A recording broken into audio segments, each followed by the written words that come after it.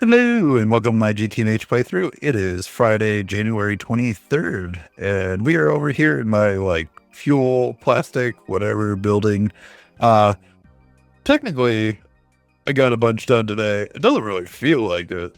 Just because I don't know, it's kind of weird. But for just some of the technical milestones hit today, but they were kind of easy. So especially after the compact reactor, I think that it take a few minutes to get back to the peaks of that kind of big craft. But so we're standing in front of my implosion compressor. I was gonna upgrade this guy to a density squared, but by the time I started some recipes and then I got distracted at work for a few minutes and I came back and everything I needed to craft was already done. So I was like, well, there's no point. Maybe for the tier 8 rocket, I'll get this guy upgraded. But I did have to make one minor change, which was kind of funny.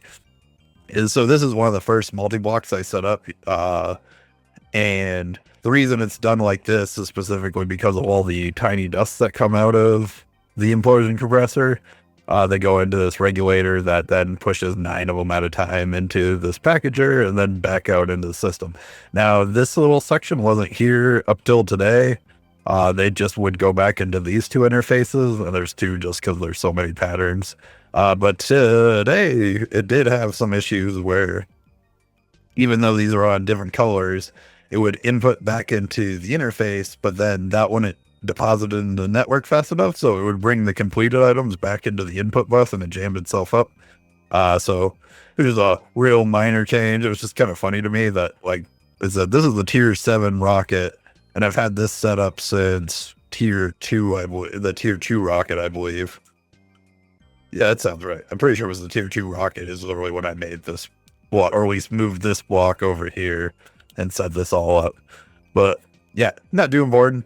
So I did, in fact, craft the tier 7 rocket. You can see it right here.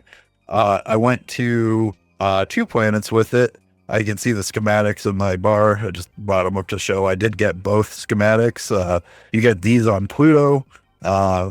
I don't know what the odds are for getting one of each, but they don't craft into each other as far as I can tell. And I got really lucky. I only had to do 2 dungeons. The dungeons weren't glitched. There was no problems.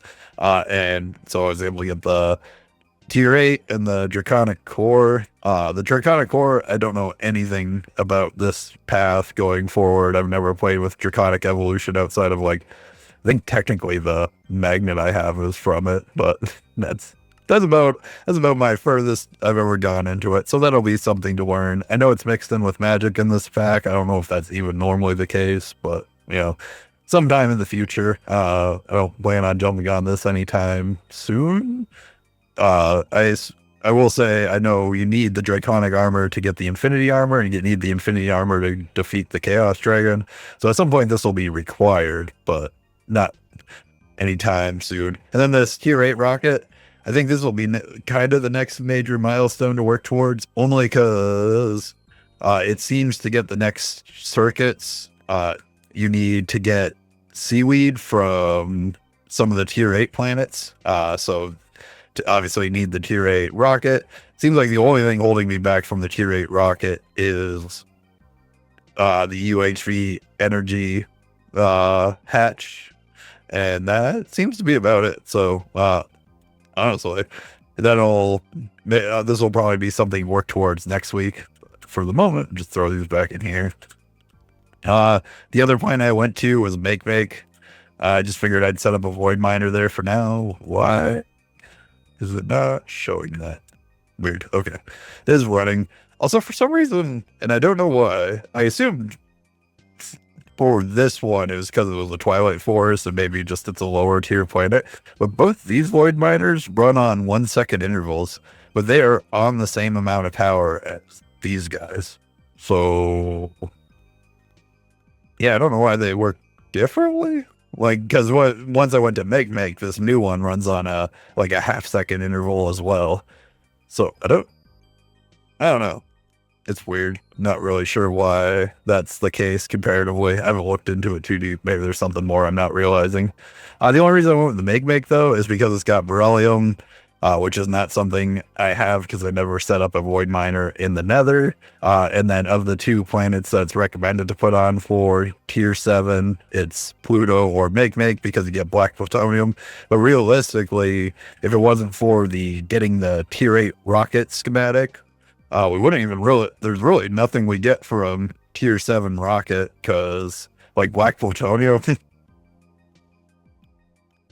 not only do I already have a bunch, which we'll need more obviously, but I could just get more from having the bee and just breed this bee. Like, I think it's literally only 1 stage above bees I already have. Pluto and okay, I would need it to get this bee. Fair enough, because you would need the Pluto drone, and I think I have the Neptune. I don't know. I don't remember if I have these 2, but all right, fair enough. I take that back.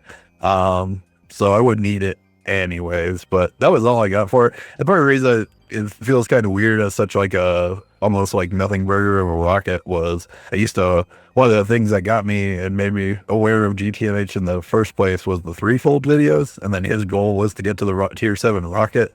And I remember he stopped playing a couple times because the pack burned him out. And in my case, like I think because he likes to build big cosmetic things, and I just build cosmetic things when I feel like it at the time. Otherwise, they're just 2 shells of buildings, so I think it makes it a little less stressful to play. I don't know. But I also play at work too, which helps to wait, like it just kills time at work. But yeah, the tier 7 rocket ended up being super easy and kind of like an afterthought comparatively to doing like that compact reactor. So yeah, that did the tier 7 journey. Also, you should watch his videos. His videos are great, much better than these. At some point, I'll do a more edited video to go through the different ages, but yeah, instead of these daily ones. But yeah, I highly recommend watching his videos. They're great edited, and he's got great energy. So yeah, I did a couple other random things, which I'm kind of drawing a blank on. Oh, you know what? Before I get to this, because that's where I'm going to end on, is I did, in fact, craft the casings to make this tier 7. Whoops. So I did, well, okay, yeah. So I did that. I got these to tier 7. And then I believe they're botanium. I did craft the casings to make it tier 8 and make it the final tier. I just haven't thrown them on yet because I don't have any recipes that'll require it. So just in case I end up building another one instead of loading more things on this. To get, though, to be able to actually like claim the, what's it called? Completion task. I did have to come up for these botanium ones. I did have to craft some quantum anomalies, which looks like it's going to be something we need. And I'm glad I did, because I actually needed them for the UU matter multi-block down there.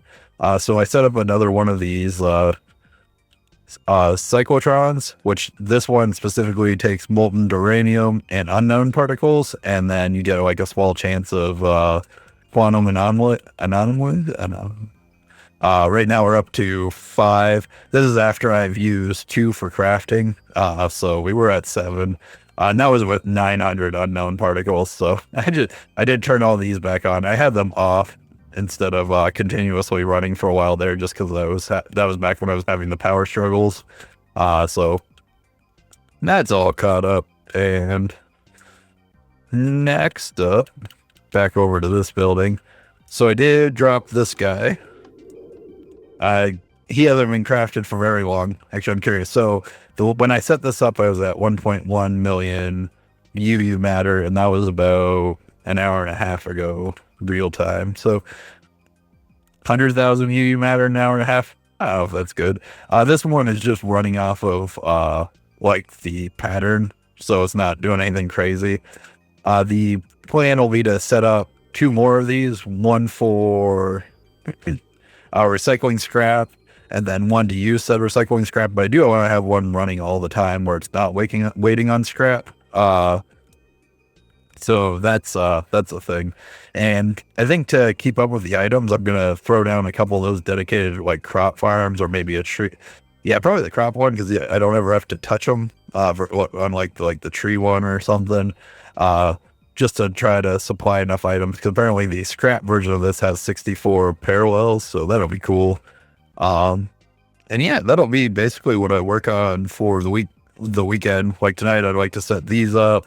I do still want to set up a bunch of volcanuses. I've got them all crafted, just to like have a bunch of different things. Like I hate when I have to wait on something as simple as like titanium or what have you. So do want to get all these set up, as well as I think I will also set up one of these kind of like mass processing for cutting, just because I noticed I need a lot more cutting. And then because if I set up those volcanuses, I'll probably set up more freezers. And then from there, for progress wise, I would like to work towards the UHV energy hatch. Just because, so when we're looking at around here, this is not as like straight line as it seems. We need the energy hatch to then get to the tier 8 rocket, which then with the tier 8 rocket, we can get these, which then can let us get to this stuff here. And I have starting to run into recipes where I need this circuit block, and I was going to try to set that up today. That was going to be the goal until I realized, oh no, I need the tier 8 rocket to get there. So yeah, that is what I'm going to work on. I hope everybody has a good weekend and stays warm, and I will see you next week. Goodbye.